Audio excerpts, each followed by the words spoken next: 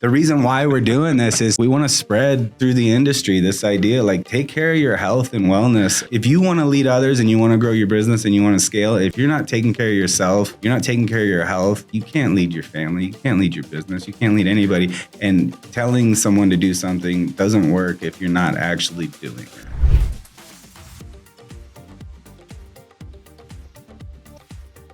Hey everybody, welcome to Born to Tint with the Miller Brothers. Again, thrilled to be here. Happy to sit down with my brother again, my co-host, Josh, see what we have for today. All right, so today is the week before the Javelina 100. Today in this podcast, we're going to talk about kind of why we got into ultramarathoning, running, how it's helped us grow in our lives with our health and help us grow the business and train our team, lead our team. Have a couple stories of jobs we've done in the past. We talked about some different technologies in the window film industry that might actually help people solve some problems that they have that they didn't realize exist. Talk about some future guests that we're going to have come up. Big one, next episode is going to be Eric Devash, Tint Whiz. And that will be right after, a day after we've recovered from a 100-mile run that hopefully both of us finish. Check out this episode now and subscribe to follow for the next one this weekend, Javelina 100. You excited? Very excited. I know we've talked about the ultra running a little bit in the previous podcasts, but I kind of wanted to dive deeper down into, hey, you're the one who got me into it when it comes down to it. Your journey from, I think it started with getting your health in check, I would assume. Just trying to, to be honest, I've never, now that I really think about it, I've never really asked you what really drove you into it. I know it was kind of like military, you're doing PT and running in the morning, but what actually drove you into Born to Run? Yeah, so that's actually a good story. I guess that is like the starting point of this. So I obviously was in the Army for 6 years, you know that. Before that, I wasn't really big into running. I played baseball my whole life. In middle school, I actually did cross country 1 year. And that was actually I got a habit of doing this throughout my life that I think I was like a little plump in middle school. We had the unlimited pantry full of Oreos and cereal and not very good health habits. Kind of part of why we're sharing this stuff on the podcast is kind of sharing our journey of how we grew up eating and living one way and being overweight and kind of found our way. But I did cross country in middle school for 1 year and lost a bunch of weight because I cut out soda and started running. So that was like the first time I did that. And then I did that. It wasn't really anything other than that. And then I joined the Army a couple years out of high school. Being a young, stubborn kid that didn't work well with dad. We definitely had our differences when I was younger. It took me going away to the Army and growing up a little bit, able to come back and realize that I was a big part of the problem. And but the Army definitely got me into it. I went to basic training actually at that point. I think I weighed 235. And by the end of basic training in AIT, I was down to like 169. Yeah, you were a damn skeleton. I remember seeing you for the first time. I almost didn't pass the mile run you have to do just to get into basic training. I think I like barely passed that. And I can't remember what the time was, but it was like you had like 9 minutes or something. It wasn't very fast. And I barely was able to do that. I was barely able to do the 10 push-ups they need to do just to start. And by the end, I almost maxed the PT test. I had a bunch of I was close on push-ups, close on sit-ups, but I maxed the run. So I went from barely being able to run like a 9-minute mile to running like a 12:10 2-mile. Running something I'm competitive. So like I went hard in basic. They work your ass out for some time. But even then it felt forced. When we got back from Iraq, my first deployment was 2009. I had actually lost a bunch of weight at the end of that deployment because, believe it or not, even on deployment, I had a problem with eating too much food. We had food available nonstop. So it was like when you were on base and not on mission, you had morning chow you could go to. It's free food as much as you want. Lunch, same thing. Dinner, and then the midnight chow. Midnight chow was bad. Midnight chow, you had everything available. You had breakfast, lunch, and dinner from the whole day available all at once. It's all the stuff they're trying to get rid of. Yeah, so I'd go and eat like French toast with peanut butter and like in the middle of the night, like it was bad. But I knew at the end of that deployment, I was getting promoted to sergeant. So I actually went to Iraq, a private, and 15 months later, right before we came home, I got to go to the board to become a sergeant. And I think that hit me that I was going to be responsible for other soldiers. So I started going to the gym at night, probably about 2 or 3 months before we came home. And I'd get on the elliptical for like an hour at a time. And then it went to me going to the track because we had a track there and I'd run some there. So I got a little bit more into it then. We got back home and I really pushed hard when we got home during PT to get myself in good shape. And I got down to running back down under a 13-minute 2-mile. 2-mile run was what we were doing for PT test at the time. Under 13 minutes was maxing it. So I was like, if I'm going to be a good leader, I got to lead my guys by actually being able to run. So I got serious about it then. And then the Fort Hood shooting happened. And when that happened, we had just gotten back and we had just gone through those facilities. The facilities that the shooting happened at was actually like when you come back from deploying. Actually, if you're about to deploy or when you come back from deploying, they had a bunch of medical facilities and offices, legal, all the things you need to do before you deploy and post-deployment to like get your legal stuff correct. And then they, they'll do medical evaluations when you get back, see if you were injured, all of that kind of stuff. And that shooting happened in that facility, and 13 people died. So the year anniversary of that, now I'm in great shape. I'm running 2 miles in like 12 minutes again. And I find out like the week before that we're doing a half marathon at Fort Hood. And that half marathon was because 13 people died. So they had it every mile marker throughout that race. They had a picture of one of the people that died. Like family members and friends were like little makeshift aid stations with waters and stuff. It was actually really cool. I'm glad I did it. I'm not sure if they're still doing it. I haven't like followed up, but I would assume that they still do it every anniversary. But went out there and ran it with 2 of my buddies, NCO buddies of mine that were into running. And they were way faster than me, but I like tried to stick with them as long as I could. We didn't do any training for this. Like we were running maybe 3 days a week, 3 or 4 miles tops, but we'd run it hard. And so I went out and ran that and ran like a 1:45. And that's like a pretty legit half marathon time. That's a good speed. They both ended up getting like 140s. One of them maybe in the 38s. They kind of took off on me at the end. But that kind of got me going on like, oh, I can run further than I thought I could. And I can do it pretty fast still. That was cool. Then I decided to go get some better shoes to run more in. And at the shoe store I went to, it's like the most random thing ever. The kid there tells me, you got to read this book, Born to Run. And I understand that now, though. When I see people that all of a sudden randomly will talk, if I'm in the running store, and like usually I walk in with, no, you need help? And it's like, no, I know exactly what I need now. And then like if you do spark up a conversation with someone who's just kind of curious about it, and it's like, I've done the same thing. Well, it's such a cool story. So, I mean, I don't think I've ever physically read the book. I've listened to the audiobook. Like even then it was Audible. So it was 2010. And then the idea is in my head, like, oh. Which we all know what happens when that happens. Yeah. It's like, oh, that's possible. So I actually signed up. Oh, you know what? The reason I went to that shoe store to get those shoes was I signed up for my first marathon after the half marathon, which was the Austin Marathon 2011. So when I got the shoes to start training for that, I read that book. So as I'm training for my first marathon, I read that book. I still don't know anywhere near enough about running or training for marathons or anything. And YouTube catalog of information wasn't as good as it is today. Yeah. So I went and ran the Austin marathon and ran the first 10 miles really hard. I've got a theme of doing this, learning lessons pretty hard while on runs. I ran the first 10 miles pretty hard and then crashed and burned. And I had to walk a lot of the end of it. I finished it, but it was like almost 5 hours. Yeah. So you say that. And my first marathon I thought I trained relatively hard, and I think I finished just over 5 hours. And it's like I thought I was going hard. Yeah, I mean, which is comical.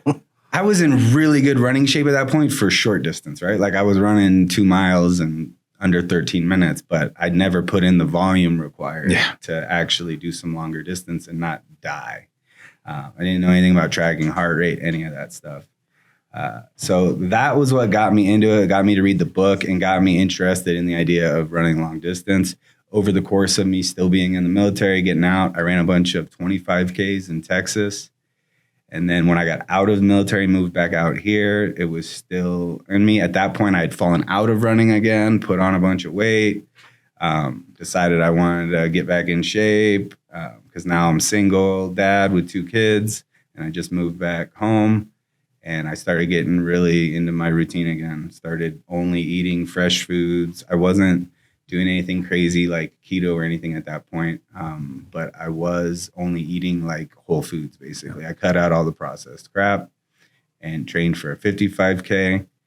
And finishing that run, other than your 100-mile run, was probably the most emotional I've ever been at the end of a run. Like the last mile of that run, I was actually like teary-eyed and couldn't hold it back. And that's actually on McCullough Trail, the trail that I train on the most now. Like I still run that trail a couple of times a week when I'm actively running. So that was like my journey into it. And at that point is when you started getting more introduced to it. Me being back here, doing that race. Well, after that 55K is when I think it was the Henderson Classic. It was put on by Desert Dash. Okay, yeah. So the reason why I bring that up is definitely 2015 then, because we were at her wedding for training. And at the time I thought I was putting miles in. And that's one of probably my favorite runs I've done with you was the loop at Valley Forge. Yeah, that was crazy. I can't wait to go back and do that now that I'm actually like, because I look at the photos of that, which we'll put one of them up. You can see that was the beginning technically of me getting into running. I think I was fluffy to say the least. Yeah, you're still pretty big. Yeah. I don't think I was in that great a shape right there, but I was in decent shape. But I will draw off the fact of like what drew me into is I think by the time I really got into ultra running, it was the same. Now that like hearing that, it was the same type of thing. I was in a position of I've grown up a little bit, had some issues in my own personal life that I got checked in 2000, and that happened in 2015. I got confronted. Actually, I think you guys all confronted me. I think it was on my birthday. I remember me and dad having a conversation. Oh man, I almost forgot about that. Yeah, no, I have. It was a very pivotal moment for me. But the same thing though, like after that, that's actually when I finally realized I was actually being put into a spot of like I actually need to start being a leader. And that's when you started introducing all that stuff to me. Born to Run, Goggins, and then Jocko, and then it just kind of spiraled out of control to where the fact that I just want to do a marathon. You've been talking about ultra so much. I'm like, I'm good. I just want to do a marathon. I want to do a marathon fast. I want to do a Boston Marathon. But it was the same type of trigger that when that finally kicked and I finally actually held on to it, and that like the push over on that was in 2018 when Luca was born. Yeah. As soon as he was born, I remember that first day he was alive, I signed up for that marathon. I was sitting in the hospital, signed up for the marathon. For me, it was, I wanted to set an example for my son. Not that Dad didn't do that for us, because he 100% did. Oh, yeah. He showed us what work ethic and actually devoting yourself to something is. And unfortunately, at the cost of his health when it came down to it, because I mean, I'll never understand the stress that he was under. Like raising 3 kids, starting a business in an industry that it's pretty much just by, let's see what happens, you know. And at the time, the information you had on nutrition was crap, you know. Like and also SnackWells. What the diet trends at the time were probably the most low fat. Salt's bad for you. All the things that they're coming to find out now, like no, not necessarily true for a majority of people. Not necessarily true. Now there are still circumstances out there that yes, those things are horrible. That can be horrible for you, but that's just something where you got to find what works for you. Yeah. There is no such thing as a diet that sticks for everybody. That was the biggest problem during that era. It was Atkins diet. That was the first technically low carb, and you know, Dad bought into that, and Dad kind of had the same thing. He's had his moments where he was down below 200 and then back up again. And you look at the ebb and flow of that, it coincides with the business. Like things were going good, everything was going great. And then all of a sudden a bunch of stress is put onto it, you know. And it's just one of those things that we've come to realize now that just is out of its control to a point type thing.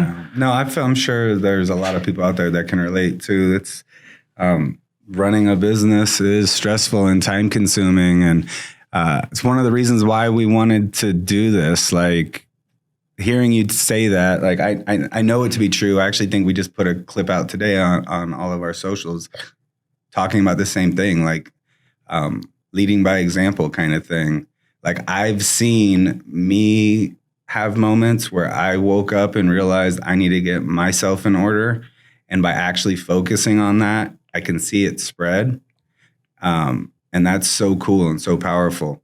Our lessons that we've learned from Dad, a bunch of good and bad, you know, like you don't know what you don't know. Yep. And fortunately for us, we got to see someone we love not take care of themselves and, you know, not be able to get on that path. And it, you know, this has resulted in having a stroke and not having the mobility that he should have. And I want to be in my 60s, you know, still feeling like I'm in my 30s and able to play with my grandkids and be out all the time and not be stuck on a couch because it's hard to get up and walk, you know? Oh, no, I definitely will be the father that when my son beats me, it's because he beats me. Oh, yeah. Or even, sure. and that will even further down the line, if he so happens to have kids and I do have a grandson, same thing. You will beat me when you beat me. Yeah. You will earn that, son. Oh, it's so bittersweet running with Brooklyn right now. Oh, like, she is. So my daughter is a little cross country star. She's a sophomore right now, and I kind of share her stuff on Instagram all the time. She's got regionals Friday, but she definitely beats me right now in 5K distance, 10K distance. I've been telling you that for the past year. Like when you're saying that I could hang with her, there's no shot I can hang with her. I tried to run the speed that she does. I'm going to be in good enough running shape by the end of this. This is my next year's running goal after this ultra. I've already talked to her about it. I'm running a sub 25K. I'm going to run a sub 40 10K. And then I'm going to race her in a half marathon and I'm going to dust her. But it's also, it's like, we'll see how that ages. She actually just recently sent me the same way that we all like send little like videos back and forth and memes back and forth. She's been in a habit of doing it with me now that she finally has Instagram. Cause I'm like, as much as I'm into technology, I'm kind of a Luddite with my kids. She's a sophomore in high school and just got an Instagram account. That's probably a good thing. And she doesn't really post on it much, but she'll share like videos with me and stuff. And she shared one with me recently that was like, you know, the only man that'll ever truly be happy for you when you do better than them is your father. Like, it was like, oh man, like,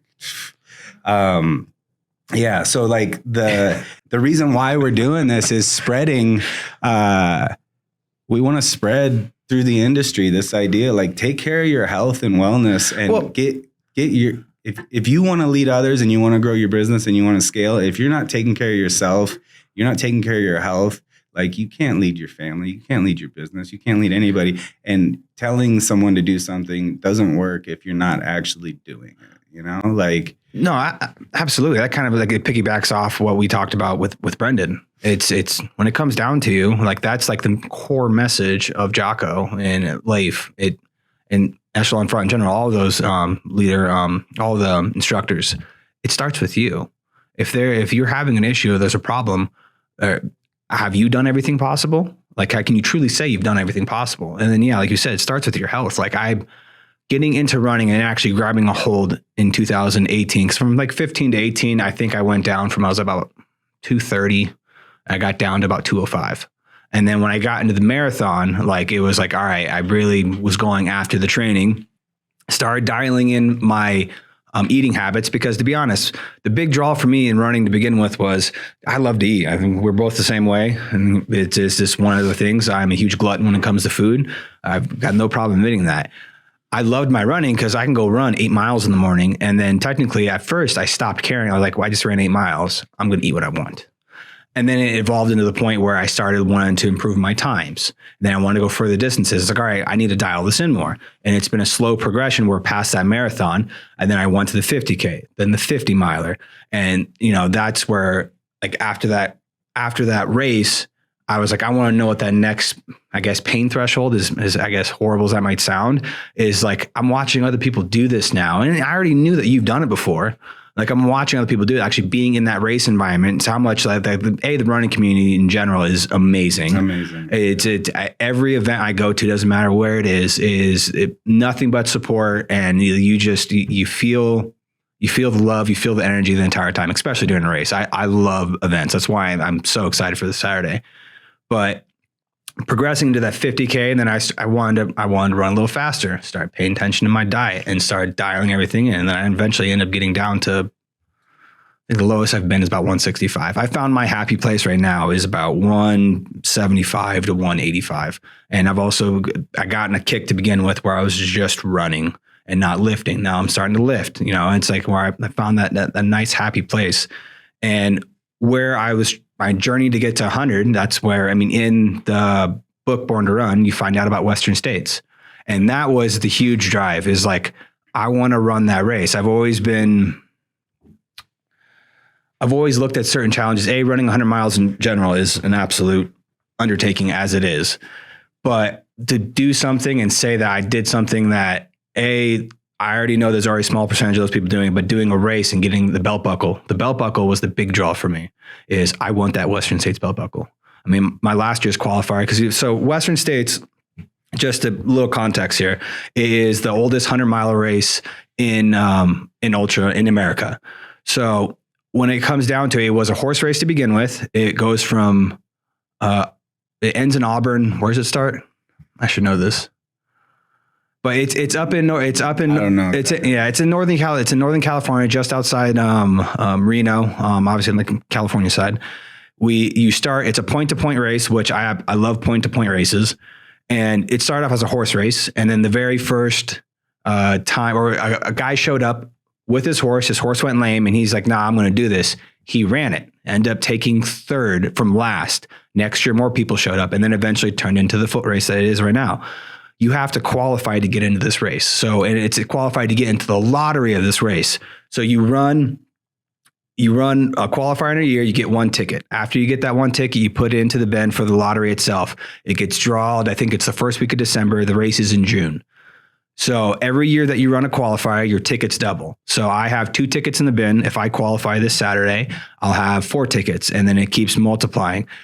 I have this heavy draw towards this race because I want to be one of the people that's actually completed this race. And that's what ultra running's kind of done for me. And how that relates to business for me is it's helped me step up my leadership and just my output in general. Like starting just installing. When I got into running, I was just an installer. My output in installing went through the roof. Like I already knew I was a pretty quick installer. When I actually got all that stuff in check, took care of me, and then I started realizing like I can put up a lot more. Like I left a lot on the table. It's like I look back at what I could have done install wise if I'd actually have taken care of myself, and then also everything else in my life too that I could have done so much better. But I could have stepped up my install game a lot earlier. So that it evolved into that, and then from there it evolved into us slowly starting taking over the business, and then it pushed me into the whole Jocko thing, and then the big thing, leading by example. Like just like going out and putting out like, and then also not showboating about it. Like, oh, I was up at this early in the morning. I've done this. Like, what have you guys done today? Like, no, it's not about that. It's just about the fact that like, hey, I get up and do this because it makes me a better person. No, like you said, you all of a sudden are more productive. Like think about it. If you're out of shape and going out and running a mile, or let's say even walking a mile or two, has you like sore and stiff the next day and tired at the end of the day, like, how productive can you really be doing a physical job like Tint, like especially residential, commercial? You're moving all day. You're on your feet. You're going up and down ladders. Like you're going to end the day feeling broken and tired. But if you train your body and build your body up to be able to go run 20 miles and still feel like totally fine, like now remove that and just do that same work day. How much more productive are you going to be? Like, it's night and day difference. It's night and day. So then it's you don't have to talk about it. Like everybody around you sees it, right? Like, oh, he's doing way more right now. And it's, you don't need to just, you're not complaining about being tired or hungry or like, those little teeny things add up. And then, I don't know. What's cool right now is we got an entire crew of people that everybody's health conscious and fit and goes to the gym after work. Almost everybody, right? Like, the entire architectural crew now, minus Diego, but he goes to the gym every day, trains jujitsu. Ian's going to the gym. He's not training anymore, but he has trained. But so like, I don't know, having something like that to stay physical and active and take care of your body is going to help everybody. You're going to be in a better attitude all day. Just having that culture around the shop is awesome. Having the pull-up bar at the shop, like we'll take turns on the pull-up bar randomly throughout the morning as we're prepping windows, right? Like Jordan comes in from the graphics bay and we're doing this like 5 kind of almost David Goggins style. Just do 5 pull-ups, 10 push-ups and spread it out throughout the day and just randomly do it whenever you walk past the pull-up bar. Yeah, I talked about that with the guy at the Mustard. The guy saying he was getting a pull-up bar. His guys were buying into, extreme ownership and stuff like that. And yeah, he said he's going to pull up. And I was like, oh yeah, no. Like I was like, my brother already did it. And like there already is like little competitions that see who does the most in the day, and they'll just do a couple here and there, and then it'll just be the comments.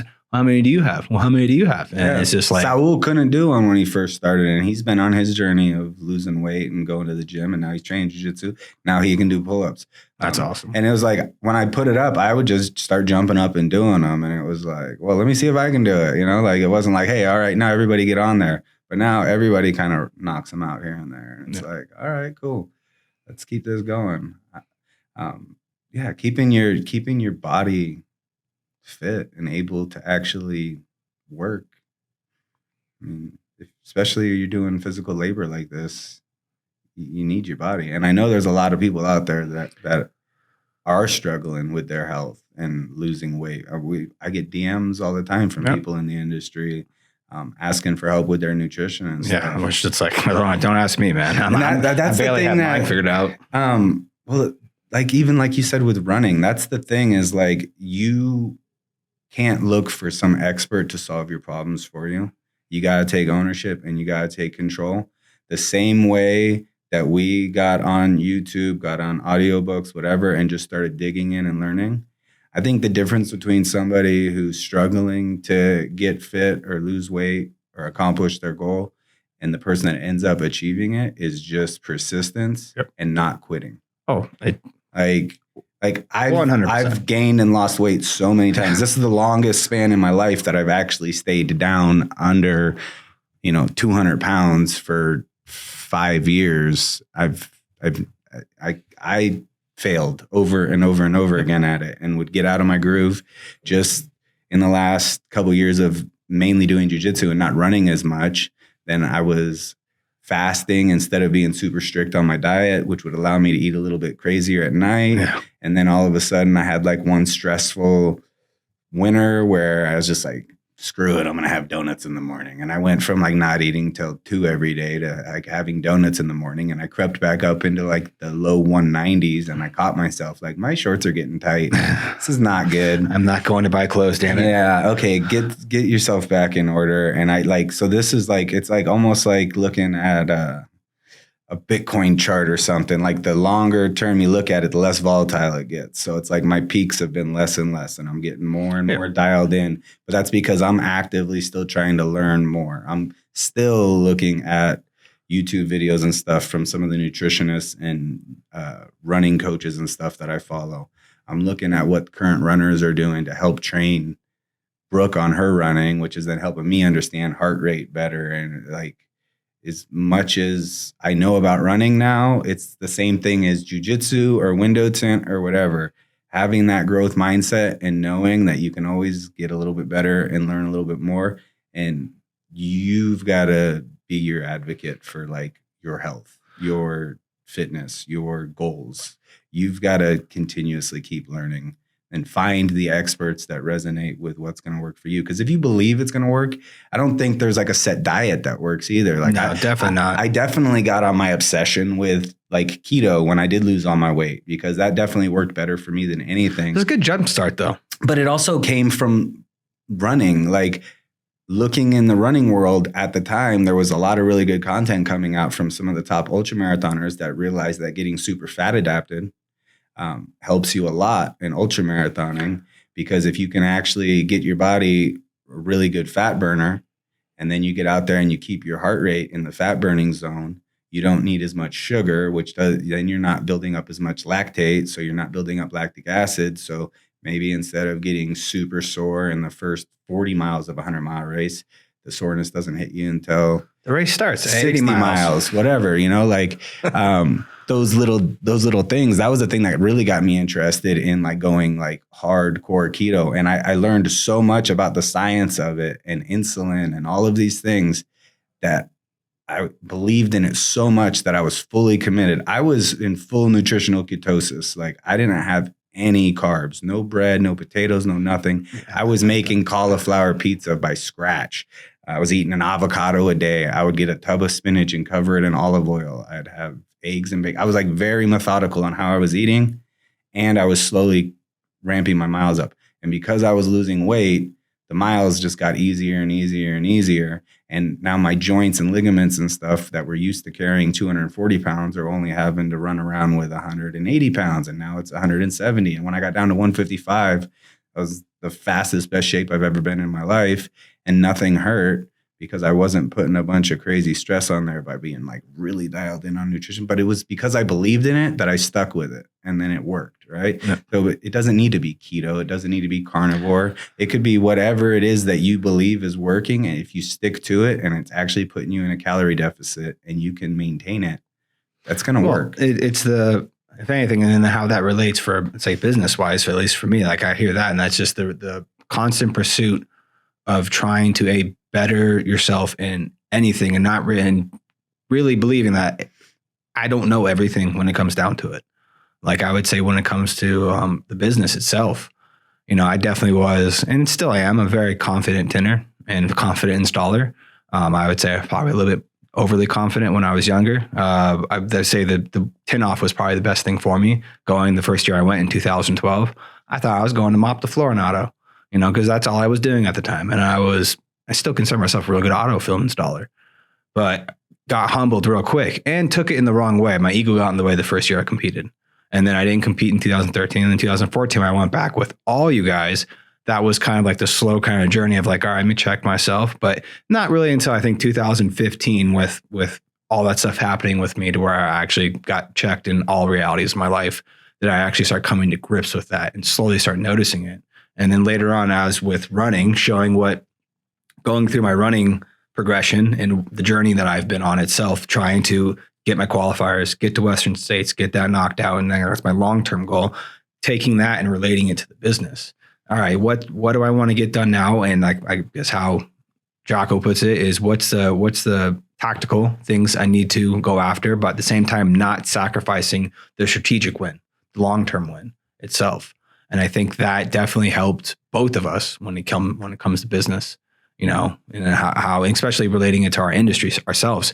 I mean, that's another big reason why I think that we started doing this is there is a set perspective on how people view our industry, or at least people within the industry itself, it being real cutthroat. I remember that growing up. It definitely was with Dad.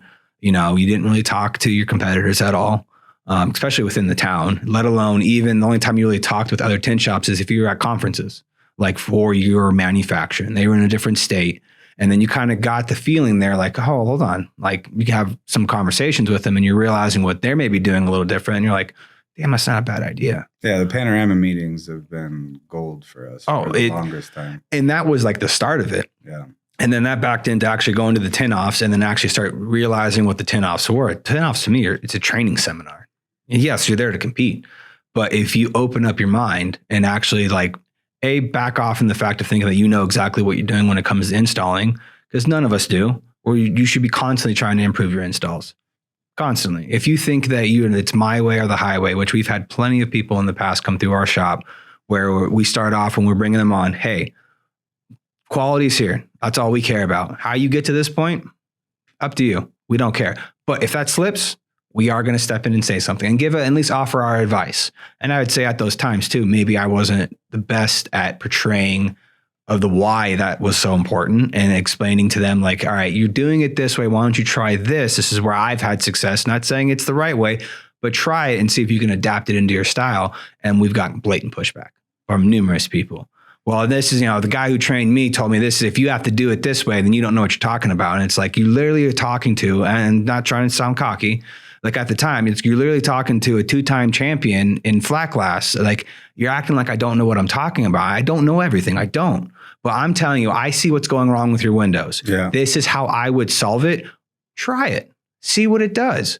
And then it's just too much of a pushback.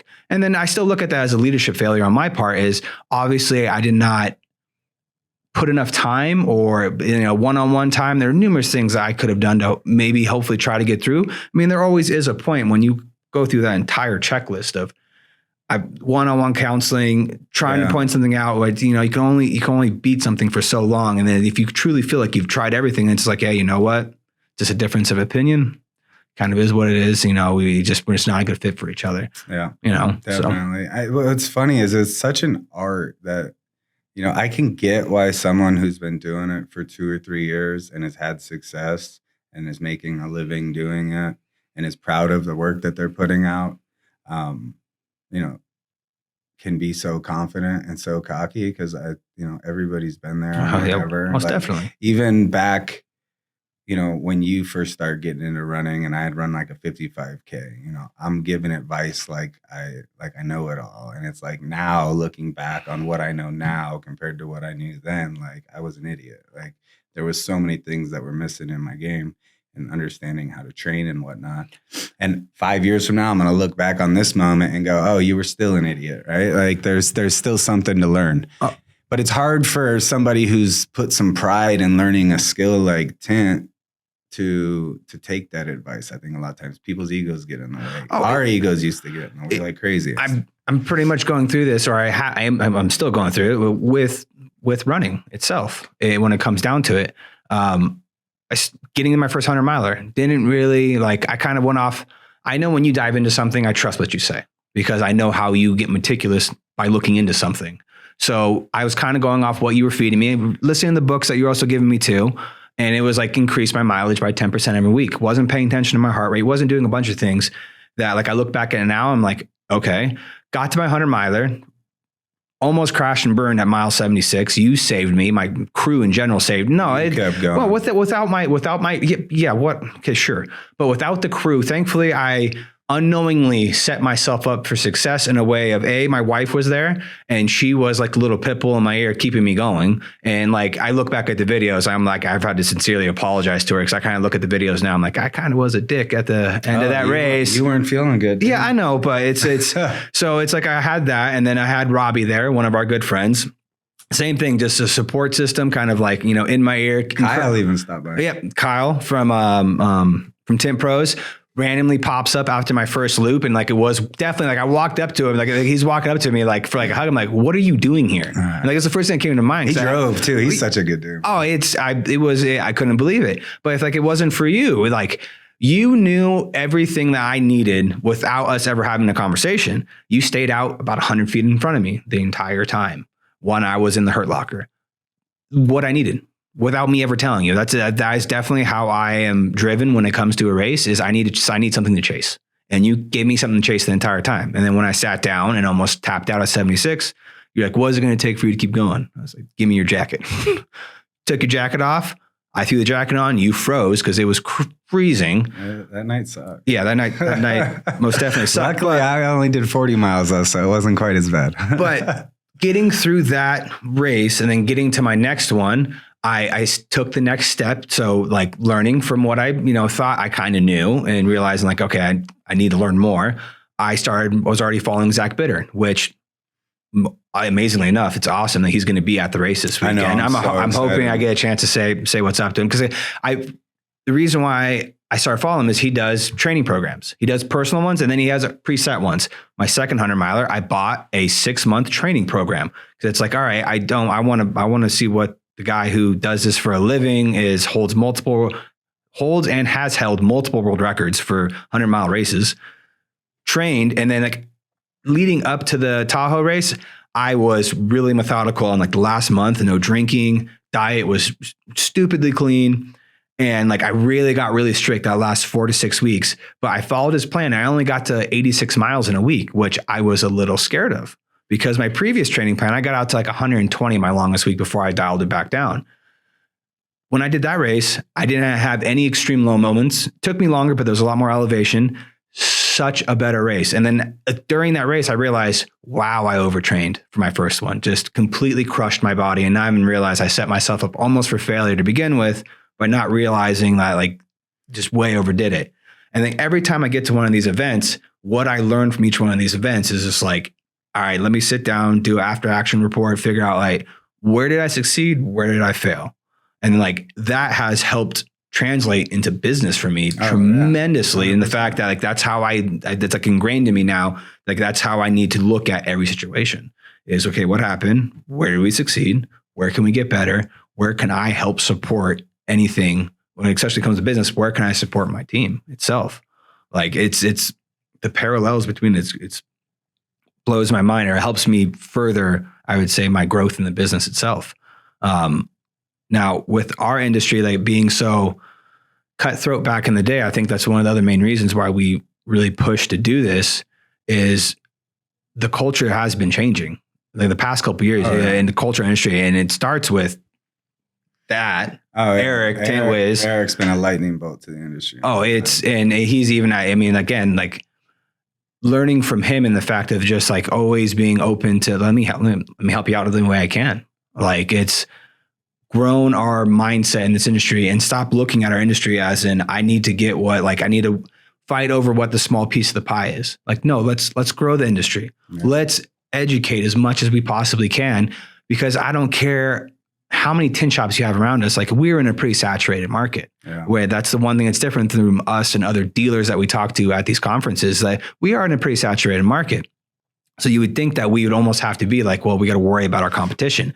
When I finally got to the point where I stopped doing that, that's when I started producing even better. Yeah. It's like, I don't care what happens on the street. I don't like if you're sitting there saying, oh, we're going to try to put you out of business. You know what? I'm sorry that you feel that way. I'm too busy worried about my customers, putting out a quality product, educating my customers in the sense of here's what you can and can't do with flat glass windows.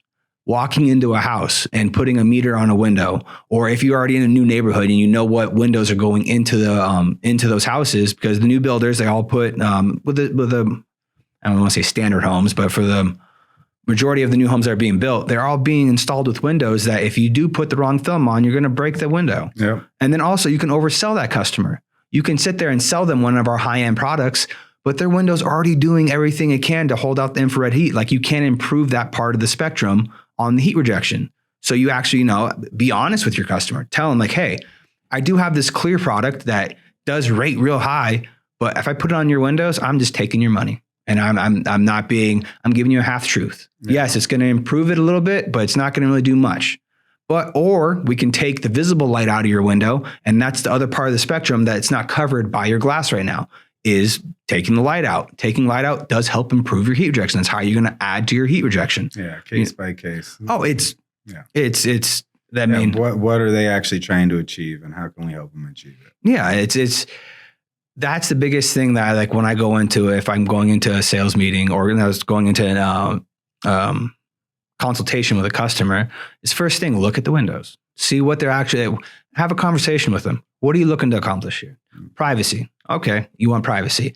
I can provide you all the privacy in the world during the day. Nighttime, not going to happen.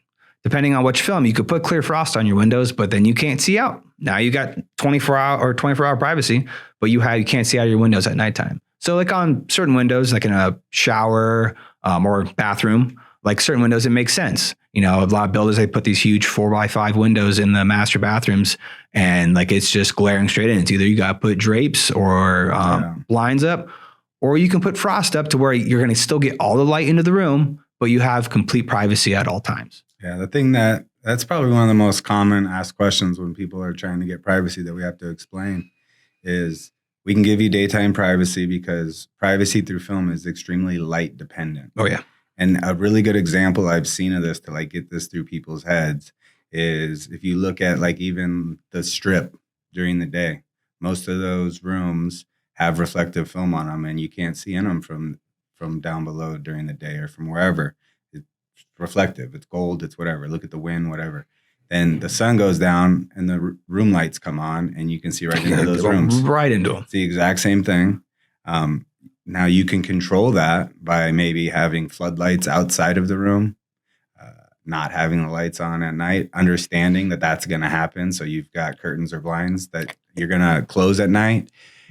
It is going to still be, I tell people this, it'll still be more private than a clear piece of glass, but it's not going to give you the same privacy you had during the day. But also that comes with the proper film. You have to have a dual reflective film. You have to have a film that actually has a layer on the inside that knocks down the reflectivity. Because if I put silver on that house or silver on that window, it doesn't matter what you have light-wise, you're staring at a mirror. Looking out at night. Looking out at night. During the day, the one thing people will the constant kind of fear I kind of get, like, am I going to be able to see out? It's like during the day, 100%. If anything, it's just going to make the room a little darker inside, depending on what shade you pick, and how much privacy you want. Cause you can put a medium shade on and they won't see into the depths of the home. They'll only see a couple feet in and they won't see past that. Or you can go with one of the darker options where you can walk around naked and no one's going to see nothing during the day. Yeah. That's the biggest thing. When the manufacturers finally do come out with a film that is nighttime privacy too, whatever manufacturer does that is going to crush. Yeah. Absolutely crush. And not say they charge what they want, but there are so many customers that we have call and say, I hate blinds. I don't want drapes. I just want my window to be my window, but I want privacy all day and all night. It's like, I can't. Right now, the closest thing to that's smart film, so switchable film, which we've played with. We don't actually directly sell it and offer it, but we do install it for some contractors that we work with. Like we've done a lot of that for Eagle Century. That's the closest thing to it, but it's out of most people's price point. It's so gotten expensive. It's gotten so cool, better. Though. You flip a switch and the window goes from clear to frosted. It's pretty cool. It's just expensive. So we're mainly only putting that in multi-million-dollar homes or really high-end business like rooms. I've had a few customers call and they have like a couple 3x5s and I'm like, let me just put this in perspective. I'm not trying to blow you off or make you go away with the price. This is what's going to cost per square foot. And this isn't including what's going to cost you. If there's not an electrical outlet next there, we're going to have to tear into your wall, run electrical. You're looking at thousands of dollars. Like for like 30 square feet, it would be upwards of like $9,000 or more. Yeah. And that's it's out of most people's price point, but like something like that is going to eventually, the price point's going to come down.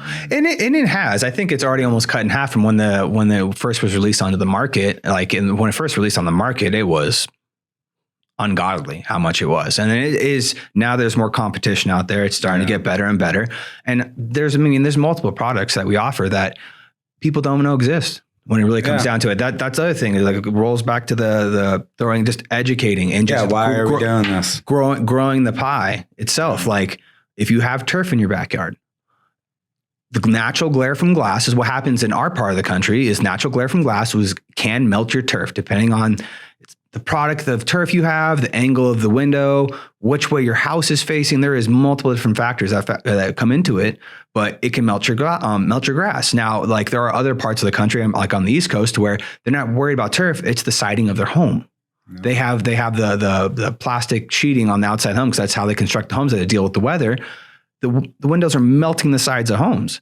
So there are a couple different options you can go with. There are options that manufacturers, because we have exterior window tints that the manufacturers would tell you, like in theory, this should work. And beyond theory, we've installed it and we've told our customers about the what can or can't happen with it. And then we've heard other stories of people installing in the Midwest and other parts of our country. We have clear films from SolarGuard SX80. It's an exterior film, clear. It has a lower natural glare rate to it to where it doesn't burn grass. But the manufacturer follows it up with, wasn't designed for it, but should do the job. So we can't give 100% guarantee yet because they haven't got to the point where they're willing to say like, hey, this is going to solve the problem, because it comes back to what factors into the glare is which way is your house facing? How big is your window? How high off the ground is it? Where is the turf located to that window itself? There's so many different factors, but we do have a 100% thing that will work. That's perforated screen. Yep. We print like a gray color on it and we put it on the exterior to where this looks like a dark window, and then your grass doesn't burn. And that you still see right out of it. Just looks like you have a screen on your window. Exactly. And it's one of those things that we can offer 100% guarantee on, and we can absolutely stand behind it. Here's one most people don't know about: bird strike film. Like I was just on a job yesterday where I had the perfect impression of a pigeon, wings and all, just on the outside of the window. birds are flying into people's windows all the time. Sometimes they break them. So No, got that exterior film that has little lines on it. there's a couple different patterns. You have vertical lines, horizontal lines, and then dots. So it's all preference of what you want. And I know that they're in the works of coming up with something that won't be visible at all to our eyes because birds see in UV. Oh, that's cool. I look forward to that. Oh, that's really cool. Because you get it's one of those things. If you're getting a bird striking your window constantly, you're going to put the film on there because most of the time those are big windows up on a second story, not cheap to replace. And if it snaps your window, let's put the stripes on there and just deal with it. I mean, the convention center, the new extension to the Las Vegas Convention Center, the hallway, the glass hallway, has bird strike like those lines are there because it's a glass hallway, and they didn't want to deal with birds hitting the windows, striking the glass, and breaking it constantly. Oh. They just put it in the glass to begin with. It's not a film product. They knew that they were going to have that problem because that is a problem that you have when you have a bunch of natural glass, just clear glass. Birds are going to run, even some reflective glass. Birds are going to hit it. Yeah, it's wild, man. I'm such a big believer in the grow the pie. There are so many products that are available through the tint industry and keep getting developed, more and more of them, that solve problems for people that people don't know exist. And that's part of the idea of why we're doing this. Can we make some good content and clips to put out there for people to educate the end consumer and just create more customers rather than being worried about fighting the guy down the road for the people that currently already know that they can get their car tinted, or maybe the small amount of people that know they can get their home tinted and still have a lifetime warranty and actually hold out more heat than a solar screen and get 99% UV protection. Like all of these things that we offer already that most people don't know about.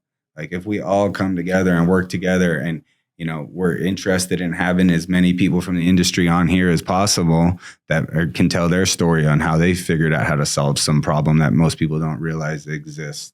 But there's more than enough glass to go around. There's so much untinted glass. It's insane. You drive down the average neighborhood out here right now, and maybe 1 out of 10 homes have something on its windows. It might not even be that maybe. Yeah. So. And then even with pointing out the glass is changing. So we're technically with the newer glass, we lose a huge chunk of what products we can sell or offer to help those windows. Then you got security film. Unfortunately, that's on the uptick right now. It's not something that I enjoy selling at all. That's the one product that I dislike to a point, even selling, because I'm literally in your house because you're scared to be in your home. Someone just broke down the street, broke into one of your friend's house or your neighbor's house, and you got told about it. And it's you're there because you're trying to help someone feel more secure in their home. That's the thing I like about it. Well, that's the silver lining to it, but it still is one of those products that I personally hate that we even have to have it. But it's nice to be able to provide something.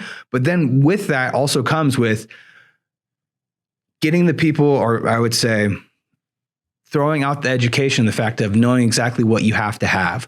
When is it you're going too thick? We'll have competitors that will pitch a 12 mil film that is because they're buying it for cheap on discount on the side, or from a manufacturer that is just trying to kind of get it off their shelves, and they'll go in and say, "Oh yeah, you have to have this." And it's it's not true at all. Are you trying to stop a smash and grab? Or are you trying to stop someone setting a bomb off? It's extreme overkill.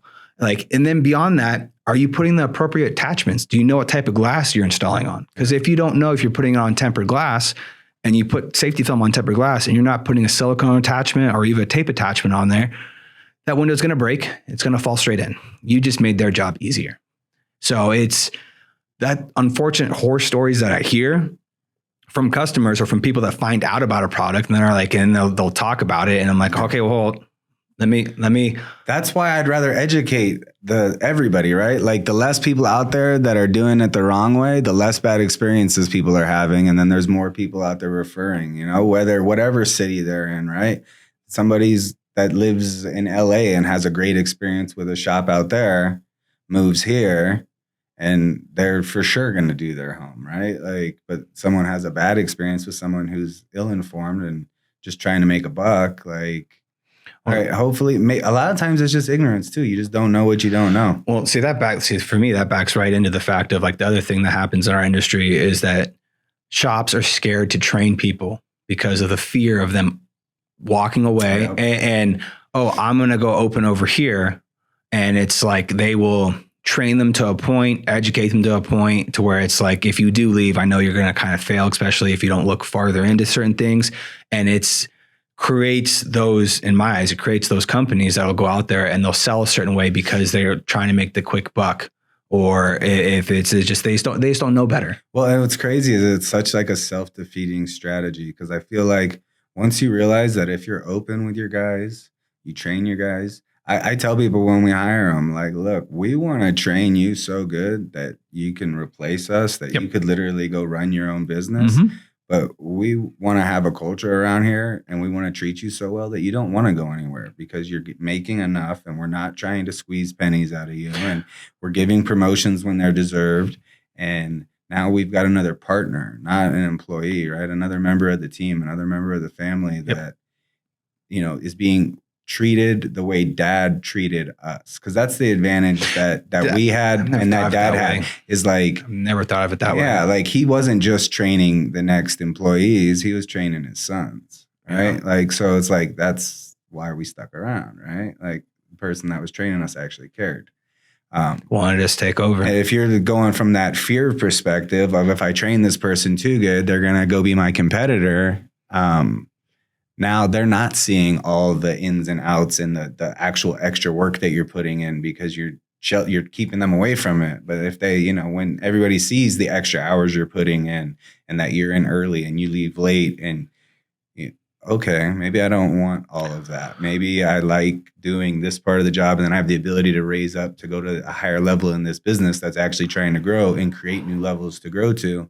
Those are two different things. Oh, absolutely. I mean, that's like you said, like anyone, I know that we're going to have future people on the podcast. We're going to have local, technical, and most people's eyes competitors on. Because I want to sit down and talk with them. I want to talk to them about the market. What are they running into when they're going to talk to customers? And customers, like, what, I guess it's a stupid word, but misinformation technically is kind of floating around, because I'll run into jobs constantly where a customer's told a certain thing and I'm like, oh no, where'd you hear this from? And it's just like that the TikTok that was going around of the limo, can't see in from the outside, but it's perfectly clear from the inside. Just to let everyone know, that's called video editing. Yeah. They literally did the before they tinted it, and then they did the before. They tinted the window. How about you can just roll the window up? Yeah. And it tints it? That's a good one too. Yeah. Oh, it's perfect. Like, I wish that would be awesome. Like, that's all we would be doing. So it's like, because we've had past experiences with people that have come in, have known nothing about our industry, come in, been with our company, and then just difference of opinions went opposite ways, and then them go off.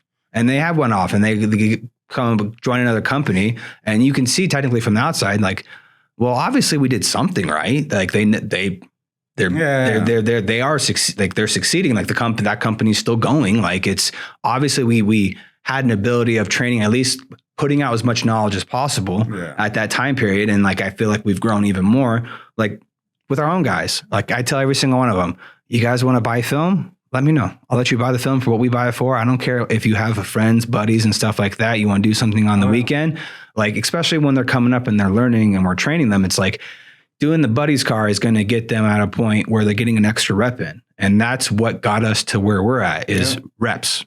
Do it over and over. It's just like any industry, any trait, any hobby, you have to put the work and time in. And if you're not getting those work time and reps, you're not going to progress fast. Like, I would say we accelerate our installers like unbelievably fast. I think we've gotten most of our installers within a year. They're at a point where they're installing, and not just installing like, hey, they're getting it done, kind of like majority of the, I guess you say, easy work or standard work.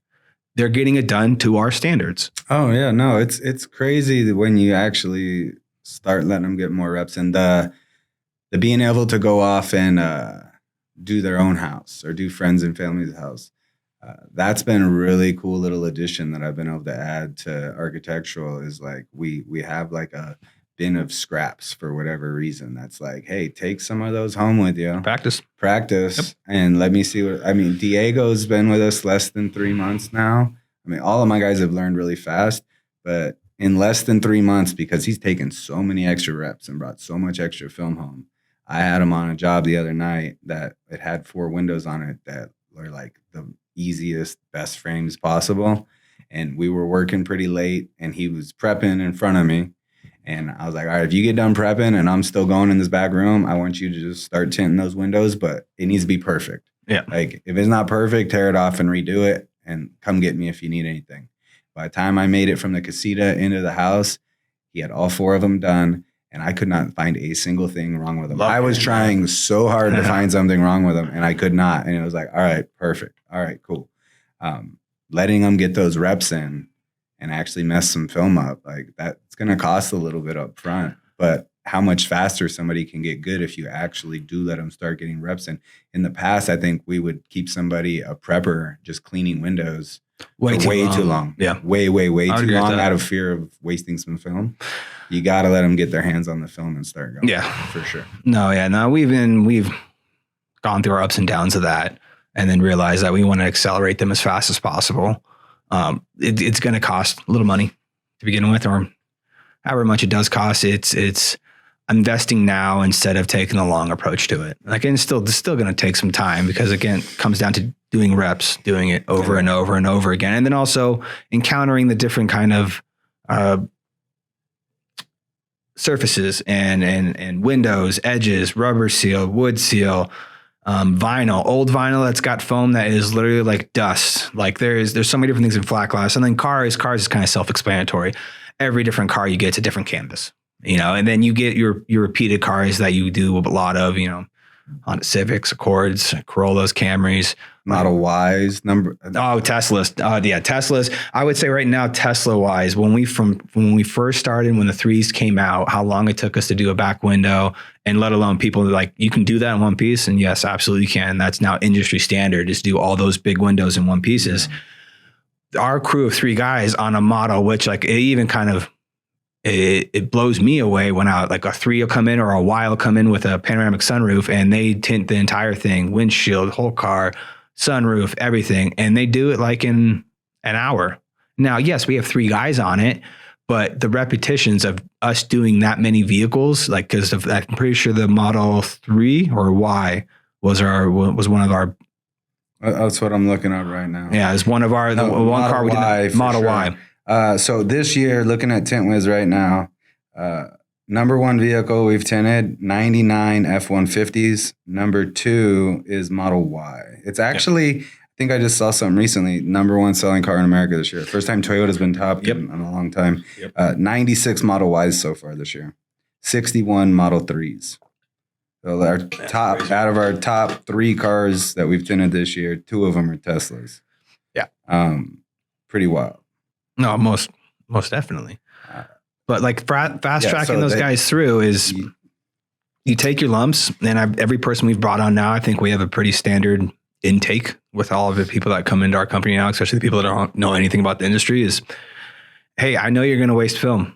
That's fine. I just don't want you hiding that you're wasting film. I don't want you to feel like of course I care, but at the same time, you're going to junk film. Yeah, I've junked film my entire beginning of my career. I've been through it. If anything, I did it under a longer period of time. I want to put you through the ringer and let you just go for it. And just all I ask is learn from what you like. Okay, why do you think it turned out that way? Ask the earnest question. I'm like, why do you think that happened? And if they don't know why, all right, we need to educate them a little bit, have them try again. If something else happens, why do you think that happened? And then it gets to the point where you ask them, like, I did this. And it's like, yep, that's it. All right, that's cool. Yeah, which then try again. Feeds into our goal of quality being the top priority, right? Like, if you're afraid of scrapping some film and you're just going to leave it and try to like hope nobody sees it or that it skates by, now we've got an unhappy customer because you put something out that wasn't full quality and they ended up catching it. Now they've got to take the time out of their day to bring their vehicle back for us to redo it. And it's like, no. Just, that's wrong. Yeah. Tear it off, redo it right now, because it's much worse for everybody if we don't. Like, I'd much rather throw away that piece of film and just cut a new piece of film every single time. It also comes down to explaining to them I understand the customer might be up front and they're probably frustrated because it's been an excessive amount of time. But I would rather go up there and tell my customer, hey, this window didn't fit our quality standards. Yep. I'm sorry that it's taking longer than need be. And then taking care of the customer on some other thing, like, hey, maybe next vehicle, offer them an extended discount or something like that, just because unfortunately wait. But I would rather, if I was in their shoes, waste my time now and then me get home and then realize that like, okay, you got me out, but at the same time, what's all this? Yeah. Now I got to drive all the way back down. I got to point this out and then you got to fix it. And then it's like bypass that, doing the small things for our customers. I think that's one thing Dad also really brought home for us was go do that little extra thing. Like it's even something as subtle as that is, even though it's kind of a negative, it's like, hey, your car's going to take longer. But every time I've had to do that, I've walked with the customer, just be truthful with them. Like, hey, notice a scratch on the window. I wasn't going to let that slide out. I need to take this off and redo it. I fast tracked you. You're in the front where my guys are working on it right now. I'm so sorry. They are more appreciative of that than anything else. And 100%. then beyond that, even like if you have a customer that like, I know we've done this small little things that we've done to try to offer a little extra is like, go pick a car up for a customer. Hey, I can't do it that day. I'm at work all day. Well, where's work for you?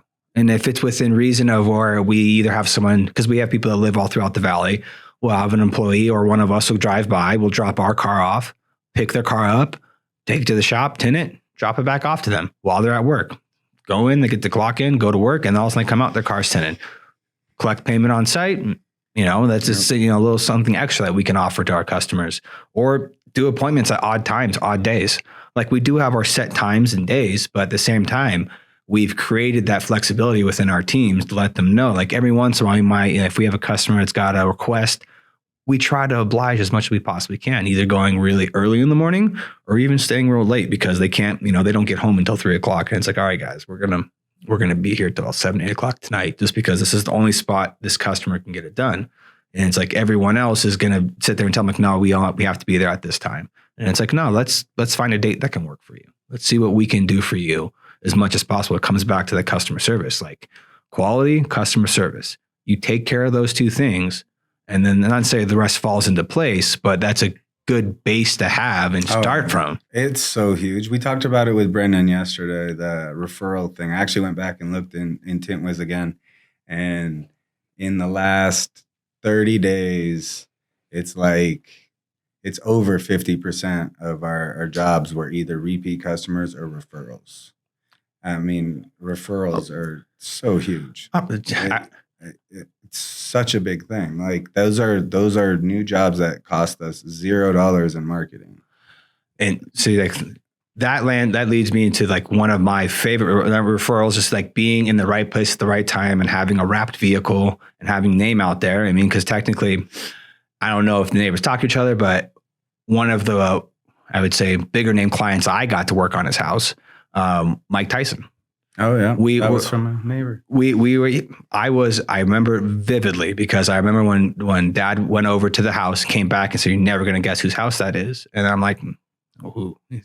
Mike Tyson. I'm like, "Yeah, okay." And I just thought Dad was just breaking my balls. Like, but when it came down to it, I was up fixing a window. We were at a customer's house. We already tinted their entire house. They overlooked the golf course, and one of their big. It was like a 5 by 10 foot window, single panel glass, 20 feet off the ground. It's where we got the little giant, the skyscraper for. We were up there. Well, thankfully, the lady called us and she said, "Hey, the glass is being replaced right now. The glass company has scaffolding. You guys want to come do it?" And we jumped on that instantly. Because then all I have to do is bring a ladder up the top of scaffolding and I'm standing on a base. I don't feel like I'm going to die. Because I remember Dad did those and Dad technically almost died because he almost fell off a ladder doing one of those windows because how we had to set it up. So I go up there, me and Dad go there. I get up there, I tint the window, I come down, I'm putting stuff away while Dad talks to the customer. And then this gentleman standing outside says, we start talking and he asks, "Hey, can someone come over and take a look at some windows? We want to do some windows over here." I said, "Yeah, sure. I'll send my dad over." I went back inside and said, "Hey, guy outside across the street wants you to go look at some windows. He wants to get some tint." So Dad goes over there, he comes back, and then he comes back over and goes, "Never gonna guess whose house that is."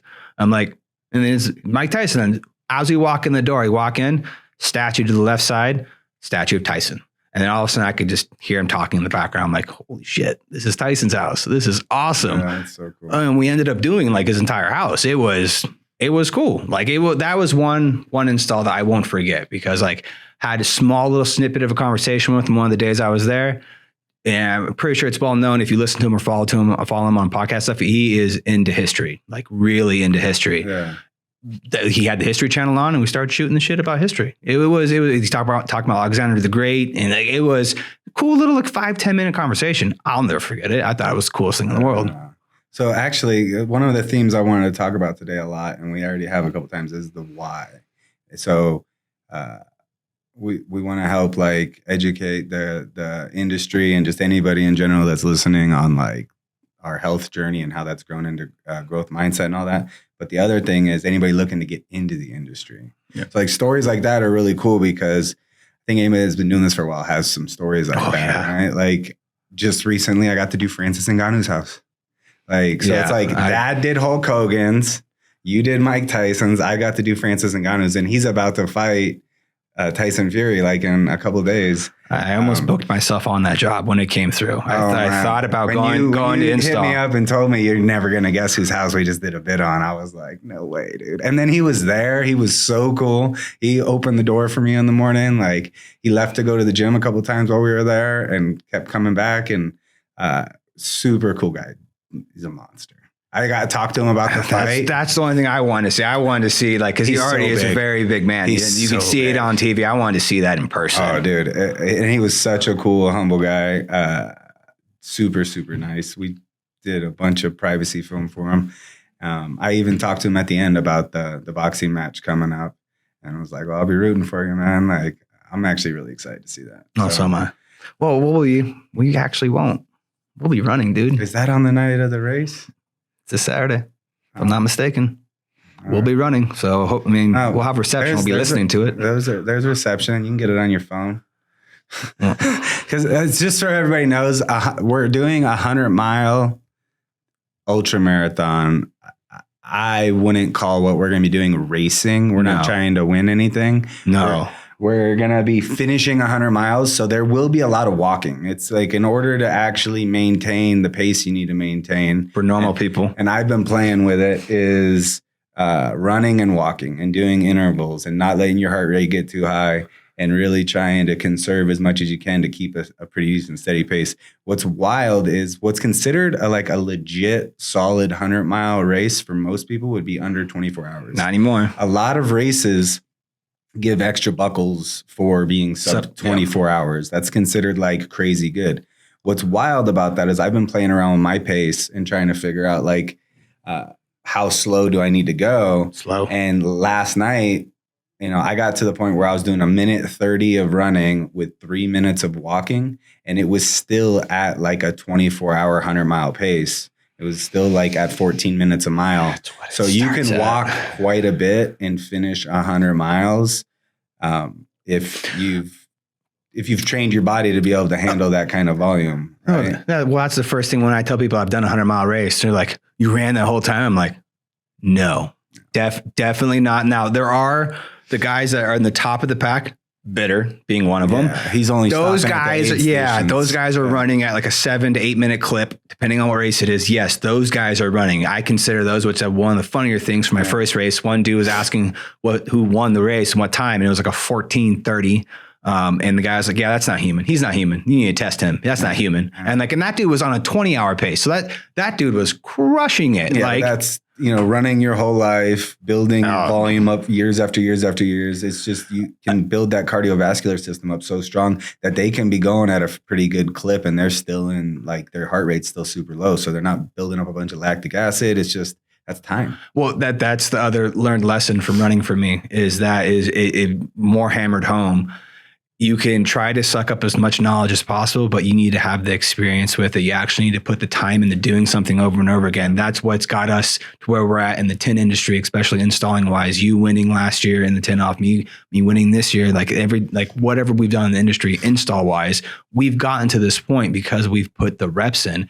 And running's highlight that for me because every race I do now, I realize, okay, I really screwed up here. I'm going to try this. And I only get to do those running experiences. Like you only do the 100-mile race once a year, maybe twice a year, depending on how well training went, how well the race went, where you're going to go or what race you're going to get into. Unless you're David Goggins. Yeah, unless you're Goggins. And then you just do 8 of them 8 weeks in a row. Or you just get off the couch and do one with 2 days of non-training, which that along with the guys who run the unbelievable fast ultra 100 milers, like when I tell people I have done this, like it's so amazing. I'm like, no, it's not. It's nothing. I could care less. Like it's not that I can care less, but in my mind, I look at Goggins and it's like he, with 2 days notice, did 100 miles, 101 miles in less than 19 hours. And I'm like, how? Like what? Excuse me? And then Bitter when he had the world record for the fastest 100 miler, he was running like a 7 minute or 6:30. 6:30 mile. 6 something. No, it was a 2 mile loop inside air controlled, so climate controlled, and it was a track. But still, that's a dead sprint. Like I can run a 6:30 mile right now, and it's like, okay, I gotta do that 99 more times. Like, yeah, that's not happening. Like but he started off when he was younger. He has decades into running. Yeah. Like he has the reps, and he's learned from his past mistakes, and also nutrition, all that. Like, it always keeps evolving. And then I would say that's probably the biggest reason I gravitated towards running. Well, and we live in such a cool time, having the internet, having podcasts, having YouTubes, having all the best people in the world share their information in the way that they're sharing it right now. So we see it in the Tint industry of people sharing information and helping each other grow now, but it's happening in everything. Like me geeking out on running right now more than I have in the last couple of years, especially with helping training Brooke. I'm watching a lot of the top elite runners for like 5Ks and 10Ks and stuff. And you got Caitlin Toohey out of North Carolina. This girl is just like a phenom who's dusting everybody all the time. She didn't lose a race last year in cross country. And they just had the opening race of the season. And the girl that she beat at the end of nationals last year beat her. And beat her like with a course record, and nobody expected it to happen. Yes. And it was like, oh, what? That sucks for her, but that's awesome. That's cool. That's just a cool story. But it's like all these crazy records are being broken. In the last 2 months, if you don't know this, it's pretty wild. In the last 2 months, the men's marathon world record and the women's world record in the marathon have both been broken. And they were both broken in like a big way. The women's, I think she beat the previous world record by like 3 or 4 minutes. And then literally a month later at the next major marathon at a race that's typically not a fast race. So, oh man, I can't remember his name right now. It's so bad. But it's like his 3rd marathon ever. He's 23. Typically runners don't go into the marathon until they're a little bit older. And he has only run marathons under 2 hours and 2 minutes. And he just ran a 2 hour and 35-second marathon in an actual marathon. Eli Kipchoge has run a marathon under 2 hours, but it wasn't an official race, so they don't count that as the world record. Yeah. So this kid has the world record in an actual like official race. And those two are going to race each other at the Olympics next year. And there's a couple other people in the field there. So it's like, but that's because we got wearables, everybody's getting better at as humanity, we're learning so much so fast that the top end of everything is just like getting better and better and better at some crazy rate, especially when it comes to athletics. It's wild to see. Oh yeah. And like I'd say that's more likely why we share so much of our running, because it does take hold in our business itself, that growth mentality. No, I'm very happy that we started doing this. I know you came to me talking about doing something like this. And for me, it was logistical. It was just like setting everything up in our own space and doing it there. Like not impossible, but just, it wasn't even a money thing. It was just time thing. Because I know with how we're growing right now, we really accelerated growing our teams.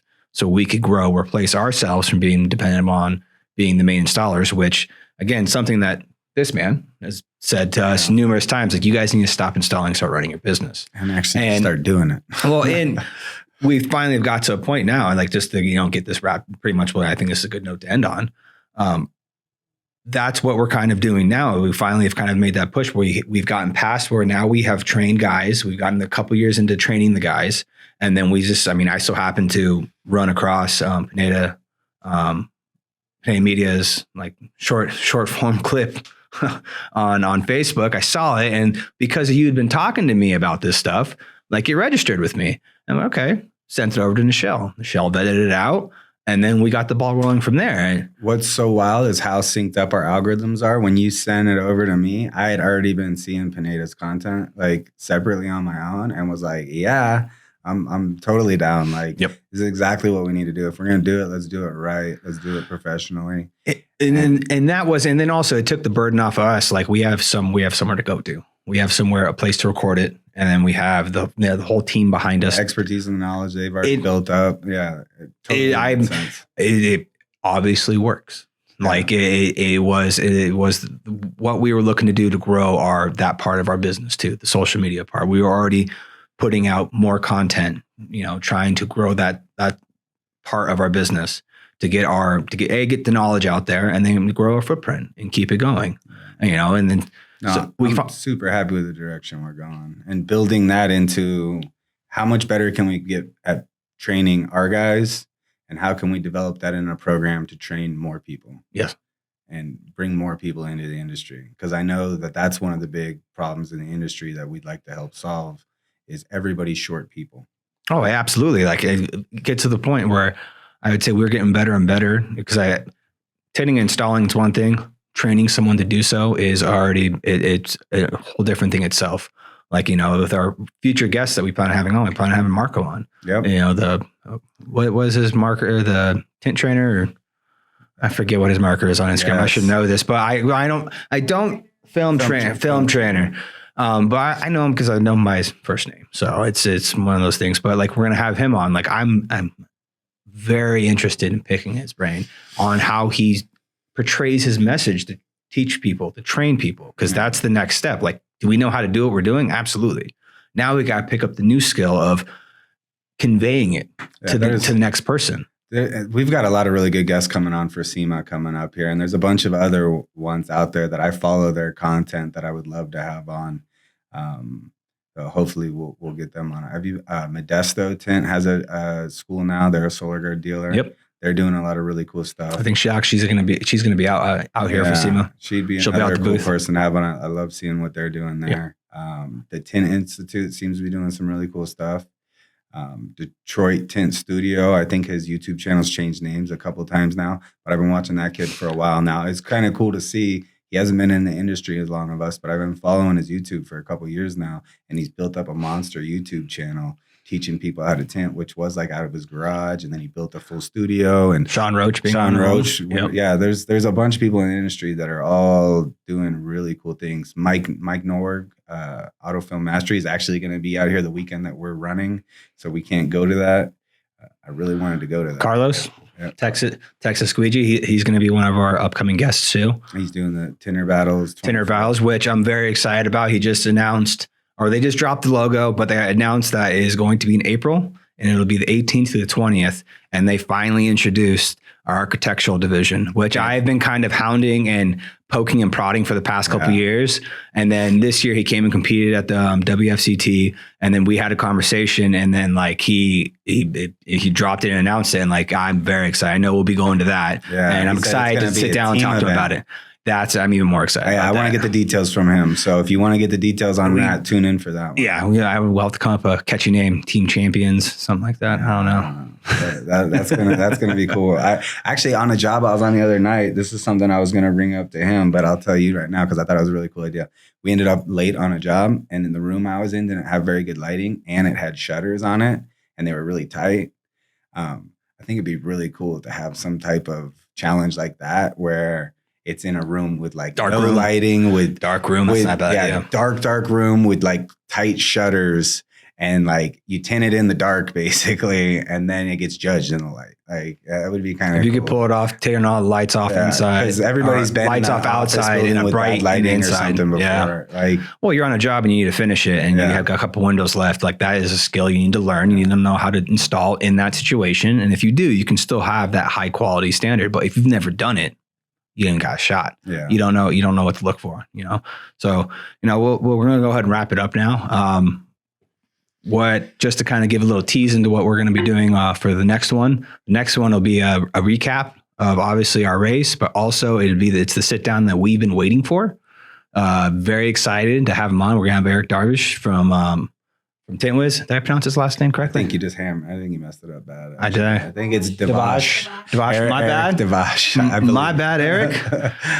We're gonna have Eric from Tint Wiz on, which we have nothing but the highest respect for. He has definitely been a really big influence pushing us into, like, I've ran this, like, not to say run decisions by him, I've run ideas by him, and I really respect his opinion and how he runs his company too. To where it's like the big shout out too is like Tint Wiz is the sole sponsor of this. I know we've never technically mentioned it, but I probably can tell by just in the fact of how much it's influenced us in our business is a big driving force behind our company right now. We pitched the idea of what we were going to do with this, and before we could get halfway done saying it, like it was, I'm in. Like instant snap call. I'm in. I'm definitely want to.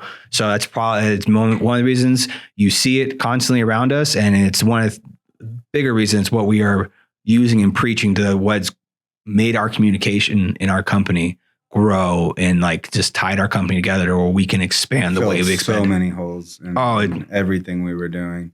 And he also has, I think, probably I don't know the view numbers and stuff, but his podcast, Tint Wisdom, is probably, he's on hundreds of episodes now, having everybody on from the industry. So for him to have his own podcast and then sponsor ours, that's him teaching that whole, like, let's grow the pie thing together, is.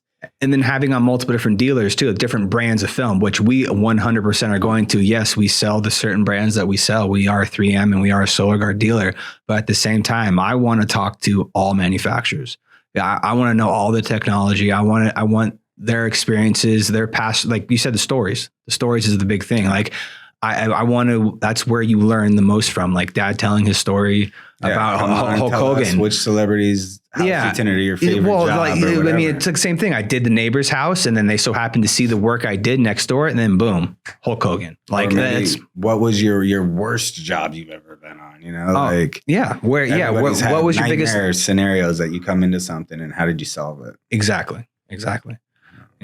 So with that, you guys know how this works. Please subscribe. We appreciate your time and following along with us because it's probably been a little over an hour. Keep tuning in. We're going to try to get better at this. Join us on our journey of growing because this isn't us trying to preach. Like, we want to have people on we're going to learn from. That's why we're doing this. We want to just share the journey out in the open.